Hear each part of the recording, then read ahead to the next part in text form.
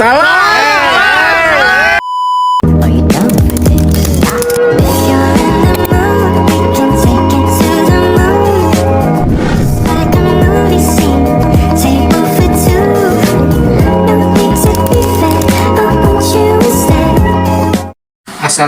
warahmatullahi wabarakatuh.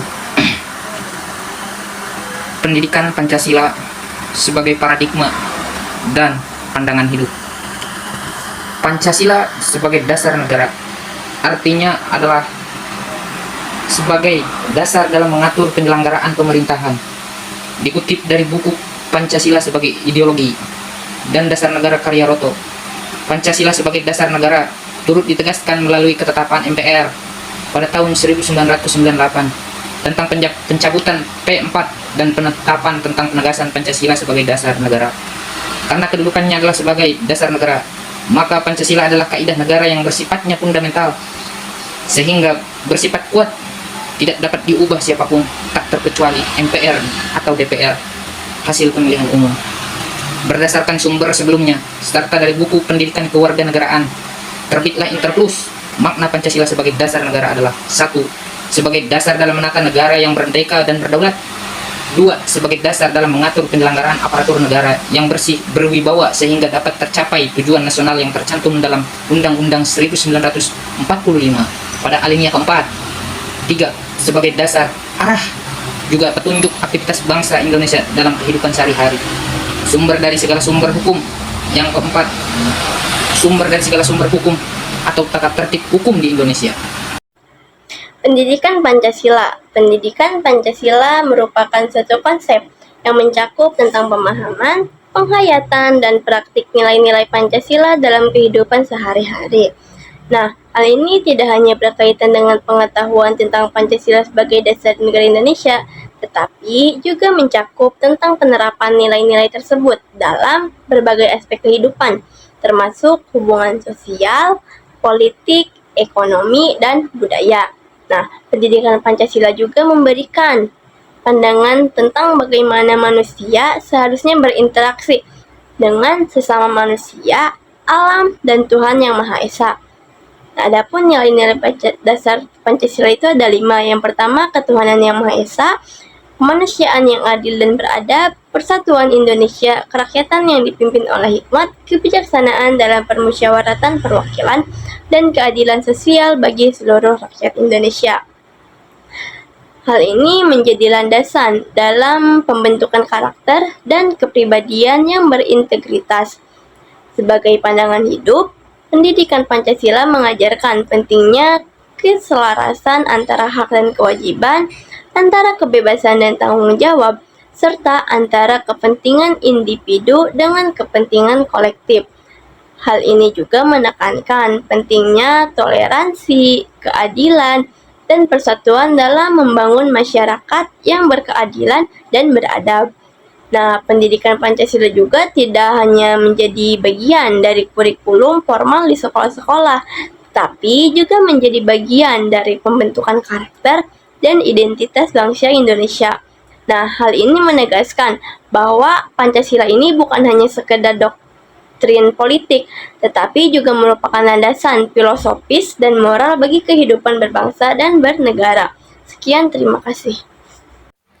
Pendidikan memiliki peran yang sangat penting dalam membangun paradigma dan pandangan hidup individu. Berikut adalah beberapa peran utama pendidikan. Yang pertama, ada pembentuk nilai dan keyakinan. Pendidikan membantu membentuk nilai-nilai dan keyakinan yang menjadi dasar paradigma dan pandangan hidup seseorang. Melalui proses pendidikan, individu diperkenalkan pada berbagai nilai. Contohnya ada kejujuran, keadilan, toleransi, dan tanggung jawab yang membentuk landasan moral dan etika dalam kehidupan mereka. Yang kedua, ada pemahaman tentang dunia dan kebudayaan. Pendidikan memberikan pengetahuan dan pemahaman yang lebih luas tentang dunia, berbagai budaya, dan perbedaan sosial. Hal ini membantu individu untuk mengembangkan perspektif yang lebih inklusif dan memahami kompleksitas kehidupan manusia, sehingga mereka dapat membentuk pandangan hidup yang terbuka dan toleran. Yang ketiga, ada pengembangan keterampilan berpikir kritis. Pendidikan mengajarkan keterampilan berpikir kritis, evaluatif, dan analitis ini memungkinkan individu untuk menilai informasi dengan bijaksana, memahami berbagai sudut pandang, dan membuat keputusan yang tepat berdasarkan pengetahuan dan pemahaman yang mereka miliki. Yang keempat, ada pengembangan kemampuan beradaptasi dan inovasi.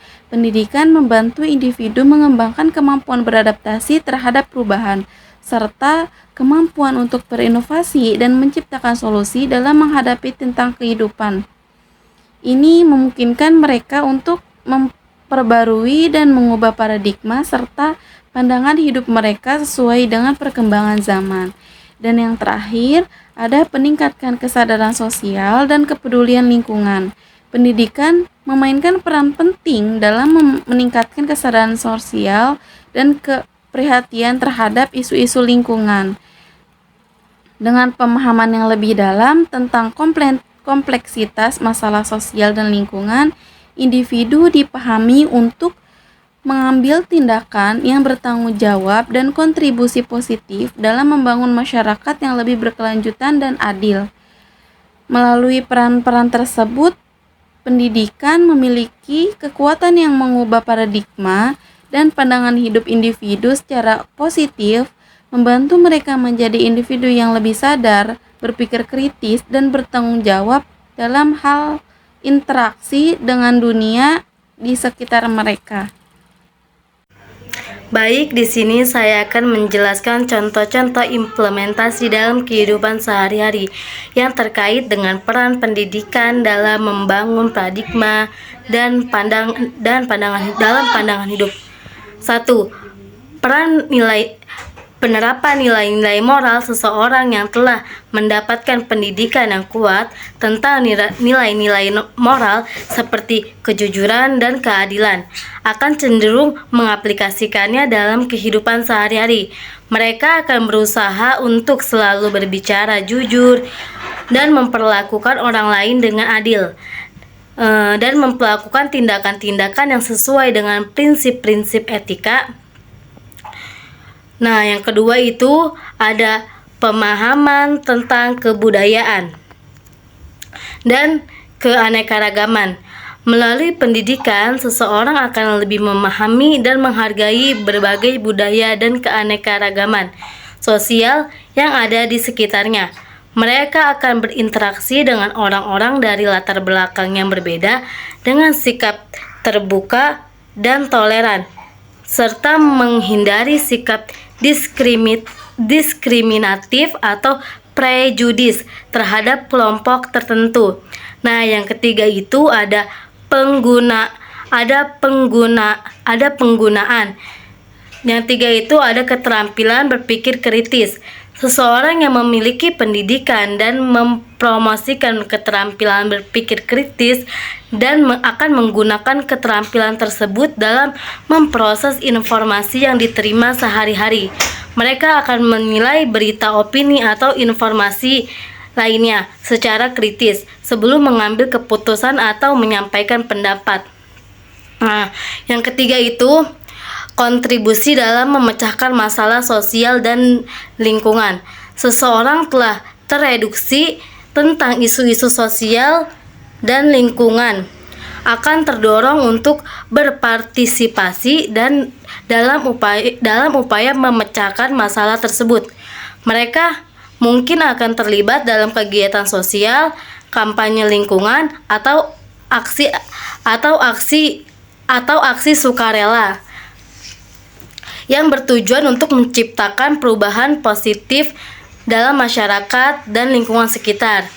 Nah, yang keempat itu ada kemampuan adaptasi dan inovasi. Seseorang yang terbiasa dengan proses pembelajaran dan pengembangan diri akan lebih siap dalam menghadapi perubahan dan tantangan dalam kehidupan sehari-hari. Mereka akan lebih fleksibel dan mampu beradaptasi dengan cepat, serta berusaha untuk mencari solusi kreatif dalam mengatasi masalah yang mereka hadapi. Nah, beberapa poin-poin yang tadi saya sebutkan itu bisa mengimplementasikan nilai dan prinsip-prinsip yang ditanamkan melalui pendidikan seseorang.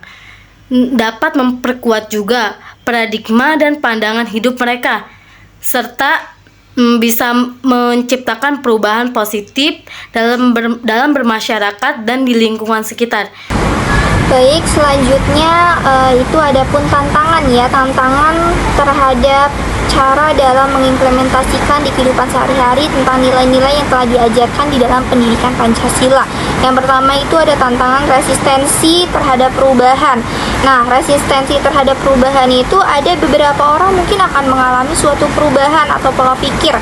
Nah, terutama jika itu bertentangan dengan kebiasaan lama mereka. Solusinya itu penting sekali untuk kita membangun sebuah kesadaran akan pentingnya perubahan dan memberikan pemahaman yang mendalam tentang manfaat yang mungkin diperoleh dari mengadopsi nilai-nilai yang baru. Yang kedua, ada tantangan tekanan sosial dan budaya.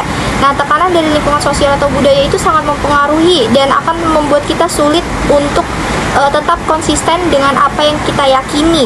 Nah, solusinya itu kita harus membuat dukungan sosial yang kuat dari keluarga, teman, ataupun lingkungan kita untuk tetap membagikan nilai-nilai yang sama, serta dapat membantu diri kita ini untuk tetap teguh pada prinsip-prinsip yang telah kita yakini. Yang ketiga, ada tantangan konflik nilai dan juga kepentingan. Nah, kadang-kadang kita ini kan akan dihadapkan pada situasi di mana kita akan merasa bertentangan dengan kepentingan pribadi atau kelompok lainnya yang dapat menyulitkan kita untuk mengambil sebuah keputusan. Nah, solusinya penting sekali untuk kita mengembangkan keterampilan berpikir kritis kita, serta untuk mengambil dalam setiap tindakan. Nah, terus kurangnya sumber daya dan dari dukungan gitu kan. Beberapa individu akan menghadapi kesulitan dalam mengakses sumber daya atau dukungan yang diperlukan.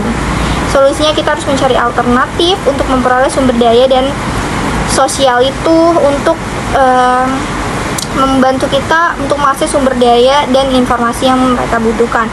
Nah, dengan menghadapi tantangan-tantangan itu, kita dapat mencari solusi yang sesuai. Individu dapat memperkuat komitmen kita untuk terhadap nilai-nilai yang mereka yakini di dalam kehidupan sehari-hari kita. Gitu.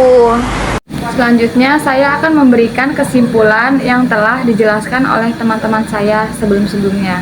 Kesimpulannya itu, pendidikan memiliki peran yang krusial dalam membentuk paradigma dan pandangan hidup individu.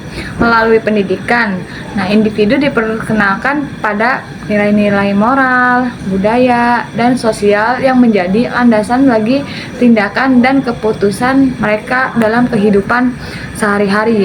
Namun implementasi nilai-nilai tersebut seringkali dihadapi dengan berbagai tantangan. Contohnya seperti resistensi terhadap perubahan, terus tekanan sosial, konflik nilai, dan keterbatasan sumber daya. Nah, untuk mengatasinya itu, tantangan-tantangan tersebut diperlukan pendekatan yang holistik dan proaktif, membangun kesadaran, dukungan sosial, keterampilan berpikir kritis, dan mencari sumber daya yang diperlukan merupakan langkah-langkah yang penting dalam memperkuat implementasi nilai-nilai yang diajarkan melalui pendidikan.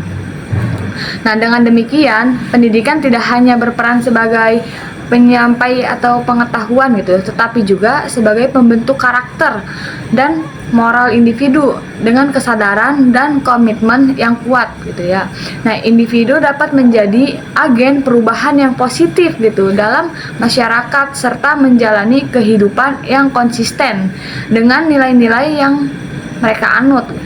Mungkin kesimpulan yang dapat saya sampaikan segitu, semoga dapat dipahami. Sekian, terima kasih. Wassalamualaikum warahmatullahi wabarakatuh.